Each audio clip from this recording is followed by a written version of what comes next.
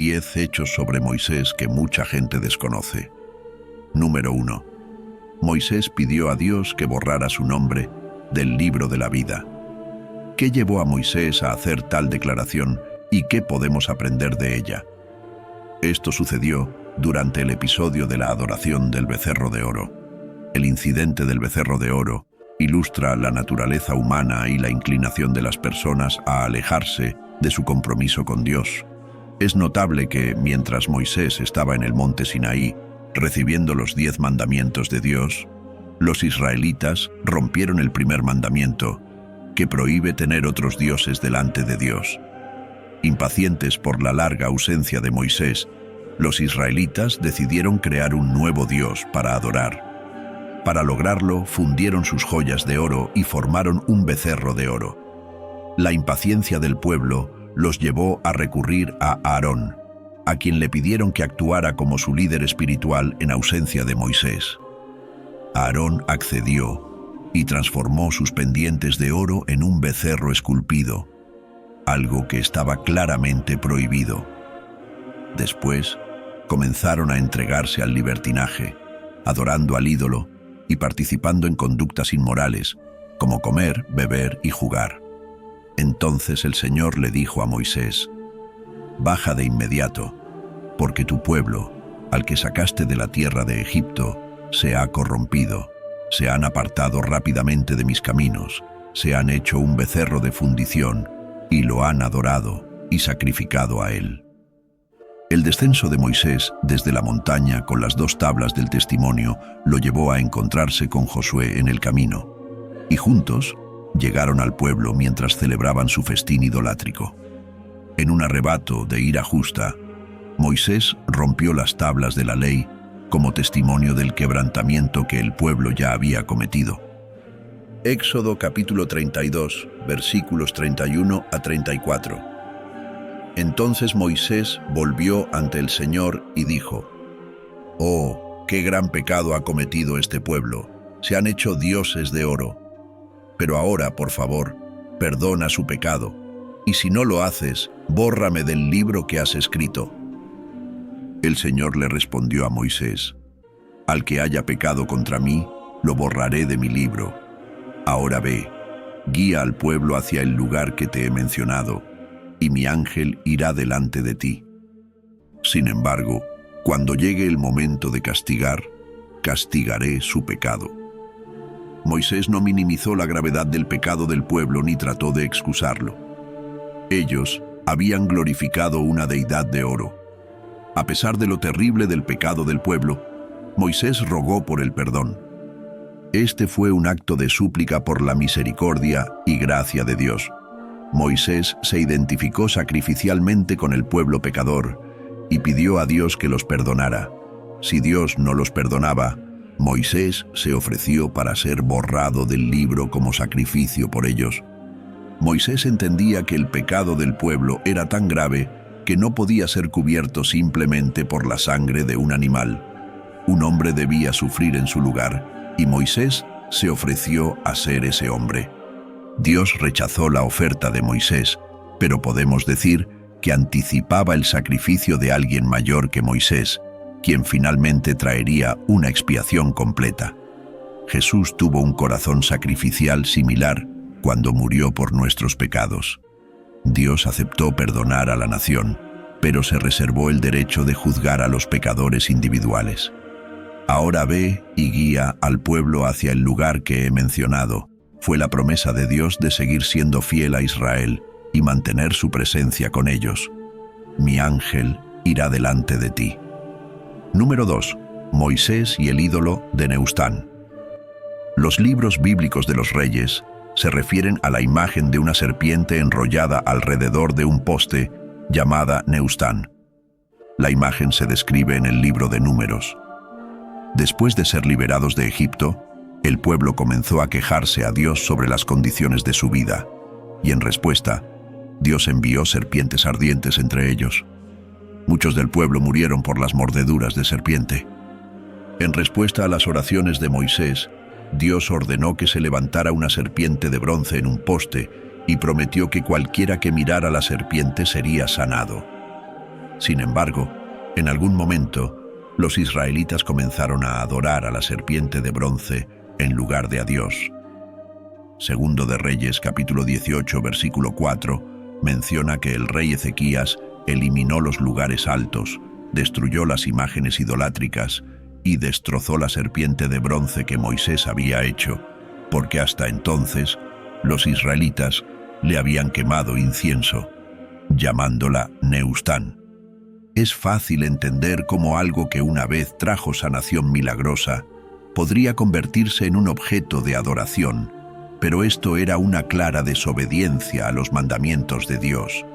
La serpiente de bronce fue solo un medio de liberación temporal y no debía tener un propósito continuo. El nombre Nehushtan significa pieza de bronce, y puede que Ezequías lo usara para recordar al pueblo que la serpiente era solo eso, un simple objeto sin poder alguno. Incluso en Números 21, fue Dios quien trajo la sanación, no la serpiente. La lección para nosotros es clara. Incluso las cosas o personas buenas pueden convertirse en ídolos si no tenemos cuidado. Toda nuestra adoración y gratitud deben dirigirse exclusivamente a Dios. Número 3. ¿Por qué Dios iba a matar a Moisés? En Éxodo, durante el episodio de la zarza ardiente, Dios escogió a Moisés para liberar a los israelitas de la esclavitud en Egipto y guiarlos hacia la tierra prometida. Moisés es conocido como el dador de la ley y el mediador de los pactos antiguos. Su encuentro con Dios en la zarza ardiente, donde fue invitado a ser el salvador de su pueblo, fue un momento crucial en su vida. El Señor prometió a Moisés que liberaría a su pueblo de Egipto y los llevaría a una tierra de abundancia, Canaán. 40 años después de huir a Madián, Moisés regresó a Egipto bajo la orden de Dios, acompañado de su esposa Séfora y sus hijos, Gersón y Eliezer. Sin embargo, antes de que Moisés pudiera cumplir su misión, tuvo que aprender la obediencia. Había descuidado la circuncisión de uno de sus hijos, ya fuera Gersón o Eliezer, posiblemente debido a la oposición de Séfora. Éxodo capítulo 4, versículos 24 a 26, relata que mientras estaban en su campamento, el Señor encontró a Moisés y quiso matarlo. Entonces Séfora tomó una piedra afilada, cortó el prepucio de su hijo y lo arrojó a los pies de Moisés, diciendo: «Eres un esposo de sangre para mí». En ese momento, Dios dejó de intentar matarlo. Moisés estaba a punto de ser castigado por Dios debido a su desobediencia. Aunque el pasaje no explica claramente el motivo, las circunstancias sugieren que Moisés había pasado por alto el rito sagrado de la circuncisión, que simbolizaba el pacto de Dios con su pueblo. Esto pudo haber sido influenciado por la cultura de los madianitas, con quienes Moisés vivía en ese momento. Séfora, que claramente encontraba desagradable la circuncisión, pudo haber convencido a Moisés de no circuncidar a su hijo. Esto podría explicar su ira en el momento. Ella creía que al derramar la sangre de su hijo, había salvado la vida de su esposo. Moisés había desobedecido el mandamiento de Dios. Sin embargo, Dios le estaba diciendo que no usa únicamente a los santos y rectos.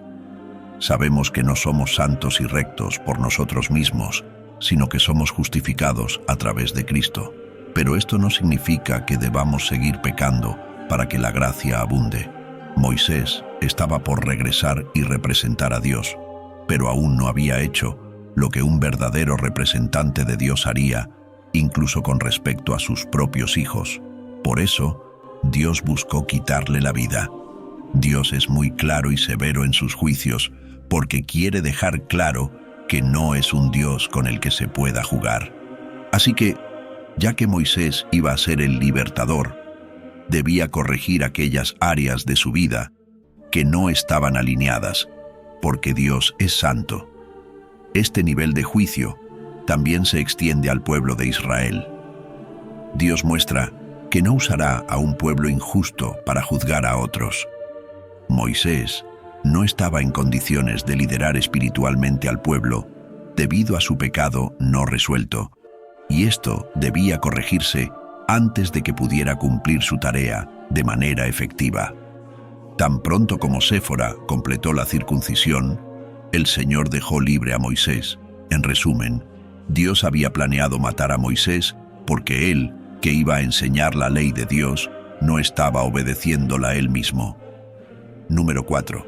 A Moisés no se le permitió entrar en la tierra prometida. A veces el castigo parece desproporcionado al crimen.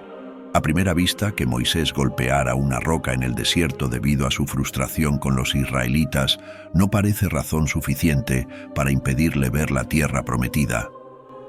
Después de todo, fue testigo de las 10 plagas, guió a Israel fuera de Egipto, a través del Mar Rojo, entregó los 10 mandamientos en el monte Sinaí y lideró a Israel en muchas batallas.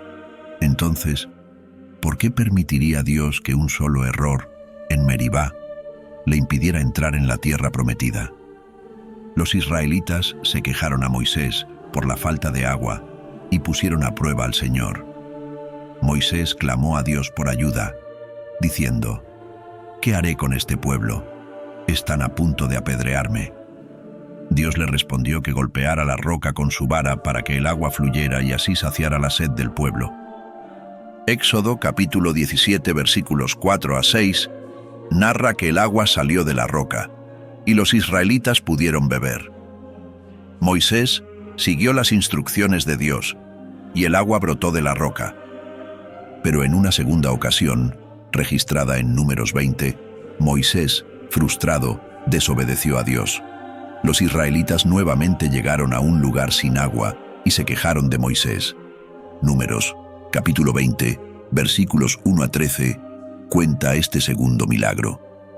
Llegaron al desierto de Sin, cerca de Kadesh, y el pueblo nuevamente se levantó contra Moisés y Aarón. Lamentaban haber sido sacados de Egipto, pues no había ni agua ni alimentos suficientes. Entonces, Moisés y Aarón fueron al tabernáculo para orar, y Dios les dijo que hablaran a la roca para que el agua fluyera. Pero en lugar de hablar a la roca, Moisés, en su enojo, golpeó la roca 2 veces. Aunque el agua fluyó y sació la sed de la congregación, Dios le dijo a Moisés que debido a su desobediencia y falta de fe, no entraría en la tierra prometida.